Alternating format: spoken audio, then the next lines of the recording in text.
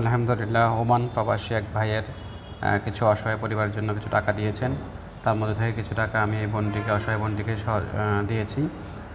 আল্লাহ তাআলা ওই প্রবাসী ভাইয়ের কে সুস্থ রাখুক এবং তার রিজিকের আবদ দূর করে দিক, সমস্ত বিপদ আপদ থেকে হেফাজত করুক। পাশাপাশি এই বোনটির রিজিকের আবদ দূর করে দিক। তার ঘরে তেমন কিছুই নাই, এই সামান্য চাল আছে, আর কিছুই নেই। তো তাকে চাল ডাল সহ নিত্য প্রয়োজনীয় জিনিসপত্র এবং ঈদের সেমাই চিনি কেনার জন্য এই টাকাগুলো দিয়েছি। আল্লাহ তাআলা ভাইয়ের দানটি কবুল করুক, আমিন। আলহামদুলিল্লাহ, ওমান প্রবাসী এক ভাইয়ের কিছু অসহায় পরিবারের জন্য কিছু টাকা দিয়েছেন। তার মধ্যে থেকে কিছু টাকা আমি এই বোনটিকে, অসহায় বোনটিকে দিয়েছি।